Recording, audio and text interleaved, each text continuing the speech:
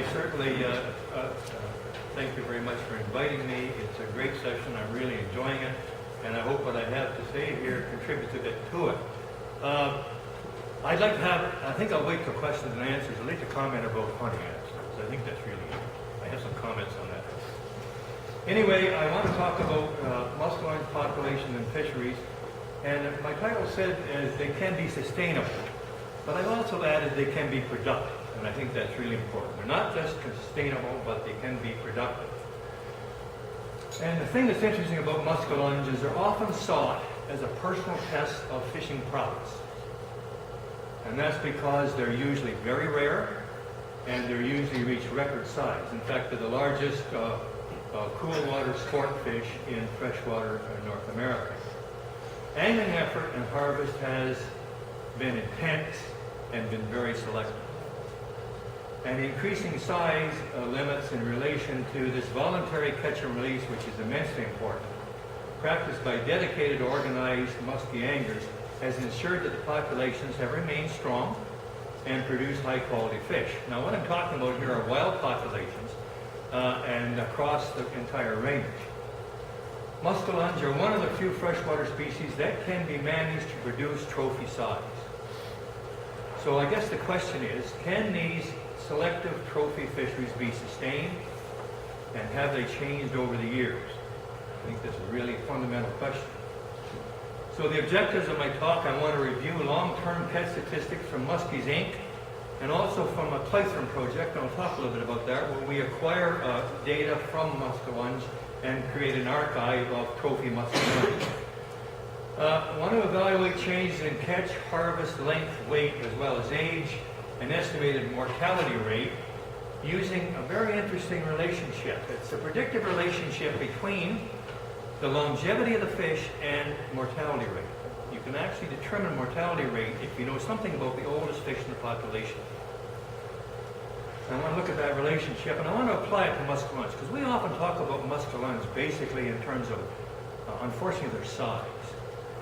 I'd like us to think more about their age, because that really gets you a better understanding of sustainability. I want to examine the biological data and methods used to manage muskellunge populations for large size, and I want to make recommendations to ensure and improve trophy fisheries while harvesting some fish that have essentially reached their ultimate size or age. I think it's critical that we have fisheries, and no matter what we do with the regulations, I think they're essentially very important. It isn't just entirely catch and release. So in '95, there was a symposium that was held in Kempville, actually. It was called and published Managing Muskies in the 1990s. We produced a paper there, Ed Crossman and Chris Robinson and I, looking at assessing sustainability of trophy muskellunge fisheries. And that was up to 1995, and we came to some conclusions. And I thought, well, how interesting it would be to try to bring this up to the present. Go from 95 to present, because that data really truncated in the early 90s. Well, fishing pressure in muskellunge has increased substantially over the years. We know that. And especially if you examine Muskies Inc. and Muskies Canada catch statistics, it reveals major changes in catch, size, and also release. These organizations, I think, are immensely important to us. And partnering with them, I think, have made all the difference in this species. I call these fishing groups organized, dedicated, and most importantly, enlightened. In other words, we spent time to interact with them. And I think that's really important. And it's been a two-way street. I'm going to show you that. They've come back to us with an immense amount of data. And it's very, very valuable. And there's two big groups that are involved. There are other organizations involved, too, of course. Well, this is the Muskies Inc.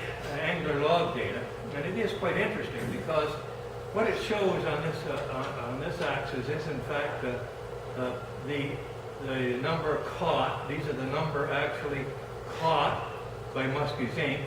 And you can see annually they catch 17,000 muskellunge.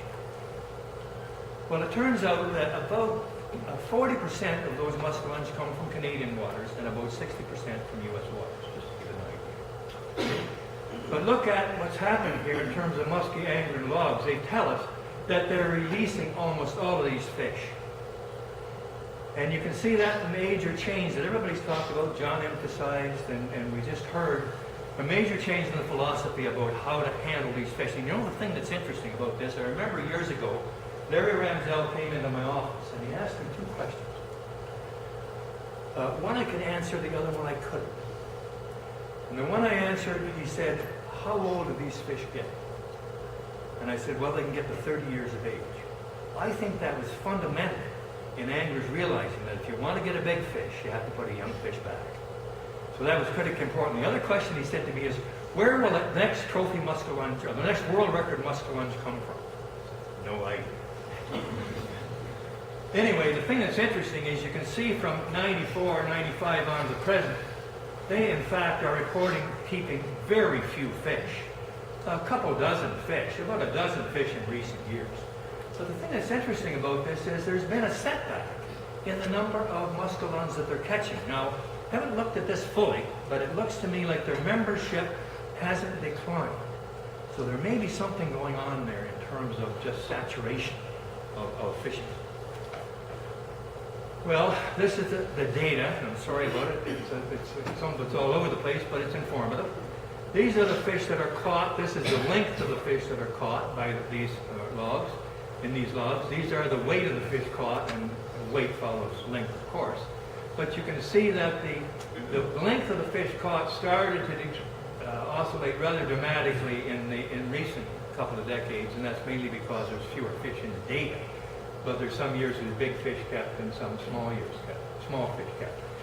The most informative part of this, though, is the actually size of the fish released. The size of the fish release is getting bigger and bigger. And given the numbers of fish they're talking about, that goes hand in hand with increased reproductive capacity. And that's really good.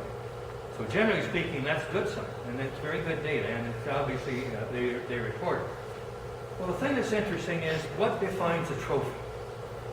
And this becomes a debate. The debate is, what do you set size limits on? Not favorite numbers. This is what it used to be. It has to be set on some biological basis.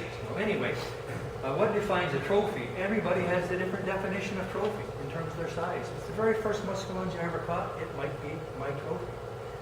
And I may keep it and I may mount it. So this is what we did with the Clayton Project. We said that if the fish is classified as a trophy by you, and if you actually sacrifice the fish, we'd like to have information from the fish. And we acquired this information. It came in, this Clayton Project started in the 70s, but you can see that there's a very different attitude about what is trophies. But trophies are usually large, nearly ultimate length or weight, obviously. They're usually old. They're almost invariably photographed. And if legal size, sometimes kept, but increasingly now there's an increased practice of voluntary catch and release. This voluntary catch and release is critically important, hand in hand with size limit changes. Anyway, acquiring muskellunge data, the Clayton Project, many of you have heard this story many times, but I just want to glance through it for you just to give you an idea of the kind of information that we have or we can get. It was initiated in the 70s, and that's because we didn't have very many old muskellunge to look at or do anything about or take Clayton from. This is in fact one of the oldest muskellunge that I have ever seen. It was caught in the St. Lawrence River in 1918, and it was considered to be the biggest muskellunge that were caught at that time, and it was 42 pounds. That's a mount, and there's a long story behind that mount. Unfortunately, it doesn't exist anymore. Anyway, that's what happens to mounts, right? And archival data, unless you keep it. Well, the boat that we used in the Clayton Project was called the Clayton bone. In other words, send us a bone, and we're going to use it as an indicator calcified structure. We're going to extract a lot of information from that. I won't go into it in detail, but I can get more precise measurements of the size of the fish you caught from that bone than this angler could measure in the field. And it was a very, very important piece of information. This is not a cherry-picked sample. In fact, if you view these in fluorescent light against a very dark background, very high intensity fluorescent light, you get very good zonation. This was one that actually died in the VHS die-off, a very old fish. In fact, that VHS die-off selectively killed more older fish than younger fish. Anyway, that was assessed at 23 years old. I think you can see the zonation is quite distinct. This was the brochure that we circulated, and this project still exists. It's like could say it followed me around, or I've taken it around with me. It's at Queens now, so if you have samples, you can send them in. We will give you the age of the fish. We have booklets, and in fact, we have them in French too, because we found people in Quebec were submitting and gave us good information. The thing that was important, it allowed us to calculate what I call the minimum ultimate size. The minimum ultimate size is really important because it gives us a biological basis based on growth trajectories for building size limits. And this is how we do it. It's interesting. What we do is we have to have a fish that's at least 10 years of age, because that gives you an appropriate minimum ultimate size, a growth trajectory. And we have to have about 6 to 10 samples from the population, and of course females are different than males, so if you're setting the size limit on females, you need it from females, so we're going from females. What we do is we calculate the 99% upper ultimate size, 99% confidence limits. And the lower 99% is, in fact, the minimum ultimate size. And what that says is 99% of the fish, theoretically, will reach that size if they're left in the population indefinitely. In fact, it's really valuable because it gives you something about growth potential, and that changes from population to population.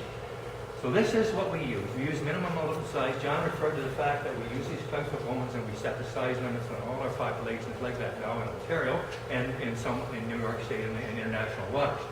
It also becomes a trophy standard. In other words, you can compare your fish against that particular minimum ultimate size, and you can be some percent above that minimum ultimate size. That's a trophy standard. Well, we've calculated that into various cross populations. This actually is the number of populations in Ontario, and this is the minimum ultimate size. You've got other statistics in here, which you don't really need. But anyway, minimum ultimate size, and it's in inches here. And you can see that St. Lawrence falls in at 49 inches. Well, we used 4 categories in the province of Ontario, and we had one category up to that was 48 inches, so the St. Lawrence fell under 48. We've had some changes in the St. Lawrence in terms of growth potential. Now we're going to go to 54.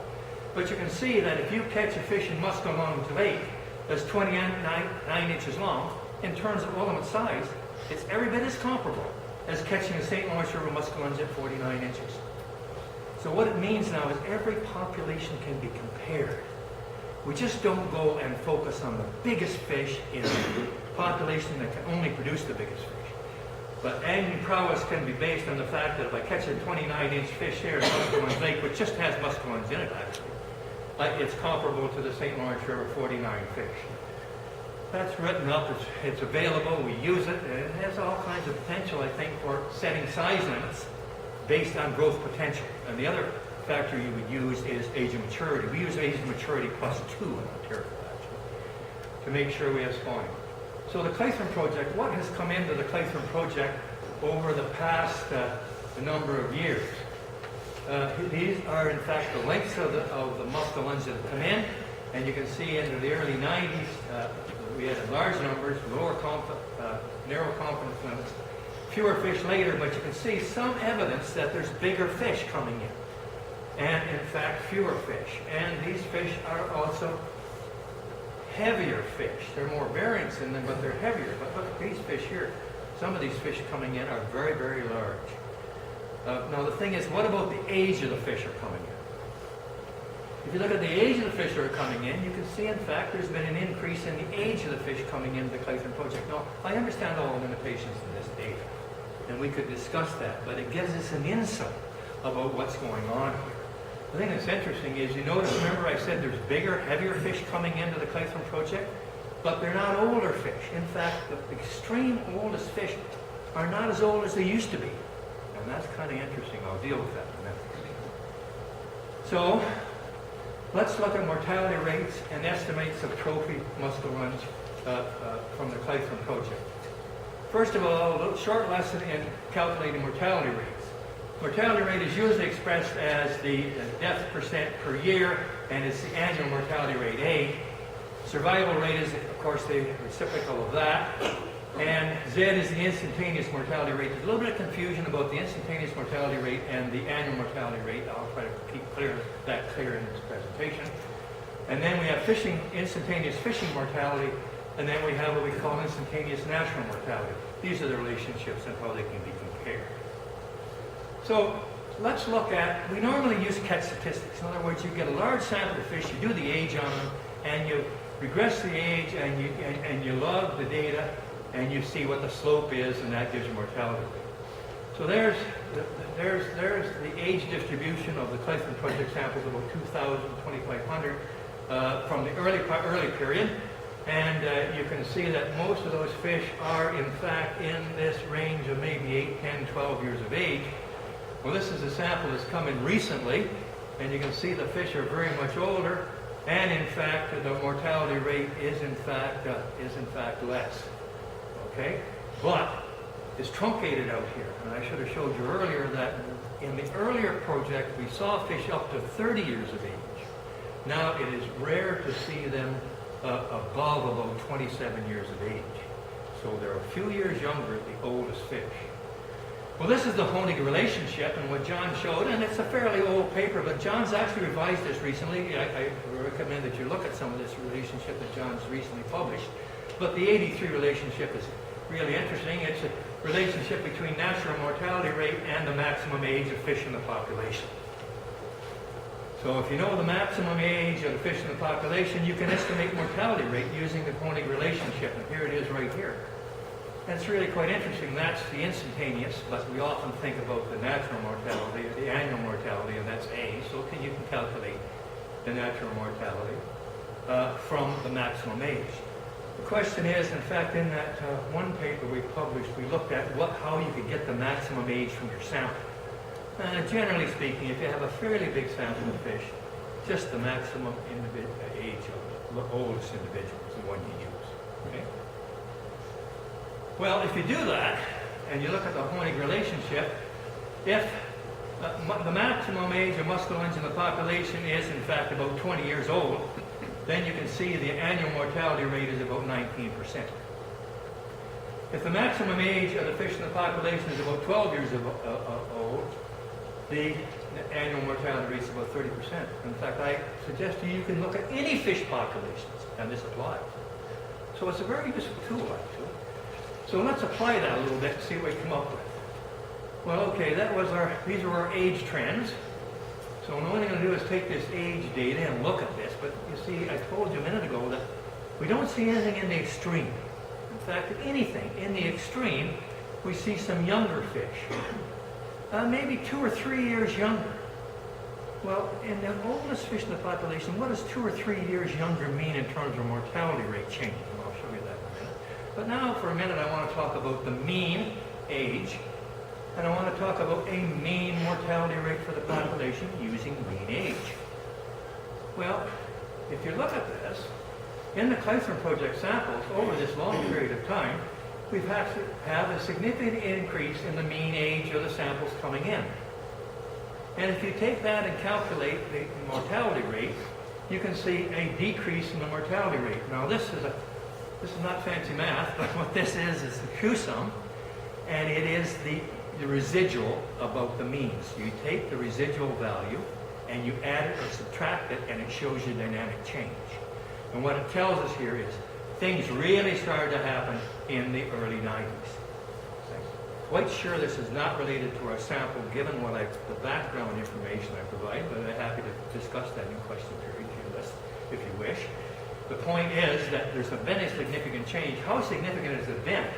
Well, it turns out that the average age of the Muskellunge coming into the Clayton Project, called trophy fish, has gone from 10 years of age up to almost 16 years of age. Keep the 16 years of age in mind, because that's kind of interesting in a minute, okay? That value there. And the mortality rate in these trophy fish has in fact gone down about 10%, from 31 to about 21%. So these bigger Muskellunge they're being heavily fished, and they seem to be sustainable in that context. Now the thing that's interesting is in manning fish populations, there's some rules of thumb you can use. You can go into fancy mathematics if you want. One nice, slick, easy rule of thumb is fishing mortality should not be greater than natural mortality. That's F has to be less than M. So the thing that's interesting is what I did here is I tried to calculate what was the maximum age that we used to see, and the population was 30. So I should be able to use Honig's relationship, and if I do, I come up with a instantaneous mortality of 14.5%. Okay, so that's 14.5%. That's the natural mortality on Muskellunge. It used to be. Okay, and now if I double that, I'm making F equal to M. I'm making 29%. Okay, the point is that if you look at Honig's relationship at 29% mortality, that means you should not harvest or cause any human-induced mortality in a Muskellunge over 15 years of age. Because if you do, you're not going to get a 30-year-old fish. So there's a chance where you can take a population and you can look at the age of the population that you have and make some estimation about mortality rate, make some estimation about whether you can sustain these big old fish that we want to get. These very old, very big fish. So if Muskellunge ever reach an age of 30 and associated a record size, then fish under 15 years of age should not be harvested or exposed to any additional human-induced mortality, including handling mortality. Now that's fundamentally important. That's why working together and producing the very best handling methods will produce these big fish. And that's why in my discussion with Larry, I know fishermen that are dedicated out the boat know that they put this fish back and do it properly and we survive with this fish and that age. To manage on this basis on size limits, then specific populations, size at age and growth rate data must be taken into consideration because different, depending on growth potential, at 15 years of age is reached at different size, but essentially it would be the same value, I think. Because in my examination of populations in Muskellunge, about 30 years of age is universally the oldest we found. I haven't found it old. Maybe historically it might have been before we had any kind of exploitation at all, or handling at all. Probably was, but I had no proof of that. So the thing that's interesting is that that has been taken into consideration. So John, I looked at this. I thought, well, what would we do in the St. Lawrence? In other words, how big is, in fact, a 15-year-old Muskellunge in the St. Lawrence today? And it turns out to be about 50 inches.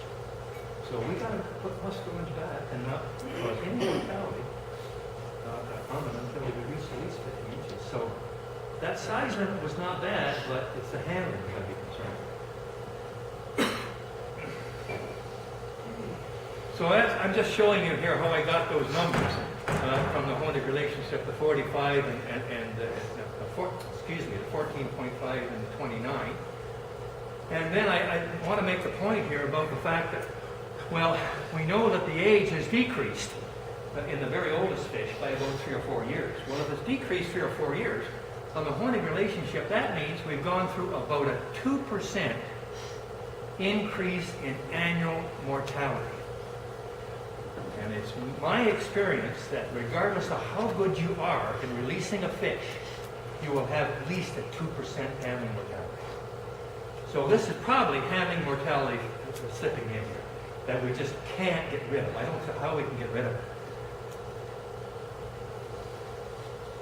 So one point I want to make is that we need to protect these big old fish. And a few years ago we got the idea that maybe we wanted to increase the length of the fishing season in order to increase fishing effort and fishing opportunity. I fully endorse that. But I think we've got to be careful about what the ramifications of that might be. So the question is, if we increase the size, if we increase the length of the season, if we fish later in the season, does that have ramifications in what's going on? These fish are spring spawners.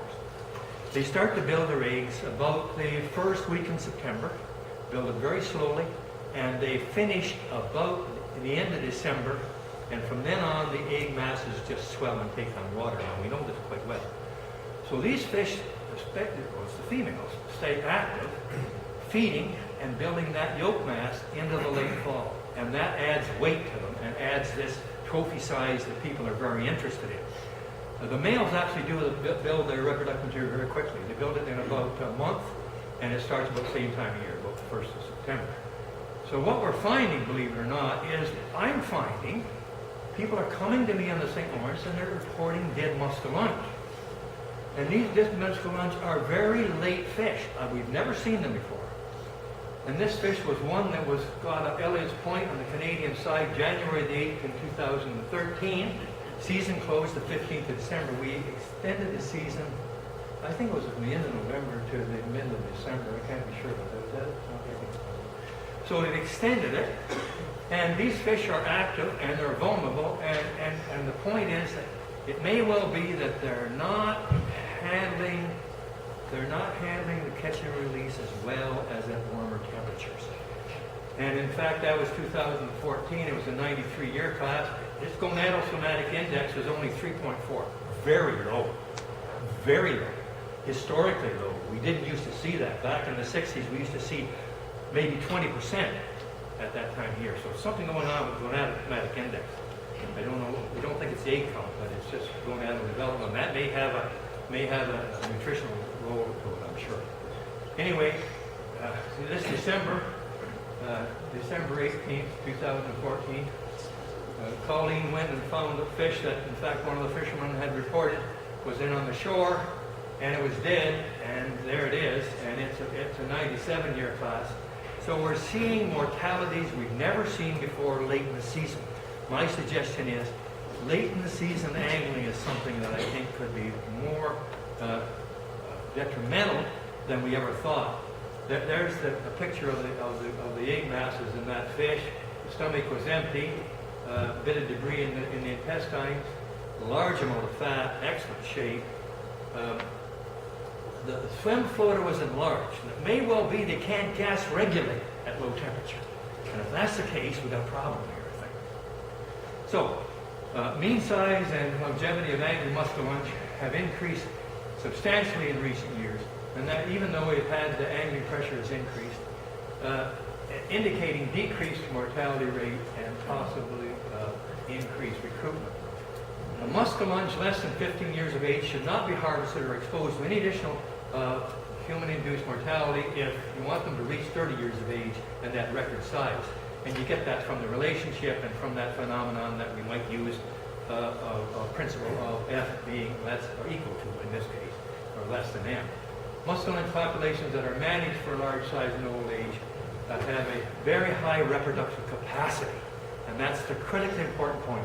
We've increased the reproductive capacity by increasing size and increased it dramatically, producing natural recruitment in numbers, and that means that they're reproductively really resilient, resulting in large year classes. And you got to have the large year classes when you apply that mortality rate in order to get very old large muskellunge. So, Clayton Project is used here. Came from well-documented samples that Clayton provided by cooperating anglers and taxidermists. This knowledge could not have been acquired without their joint effort. I encourage that kind of association. I know we all do, but we need to promote it more by actually science outreach. Science outreach is one way to promote it. We need to work together to manage for full growth potential. We need to appreciate and evaluate differences in growth potential across water bodies. Small fish in one water body is every bit as big and important and as good as large fish in another water body. To better achieve sustainable trophy muskellunge fisheries, they're based on, if we do that, if we better achieve them, then we have more natural recruitment. We need to improve, I think, late season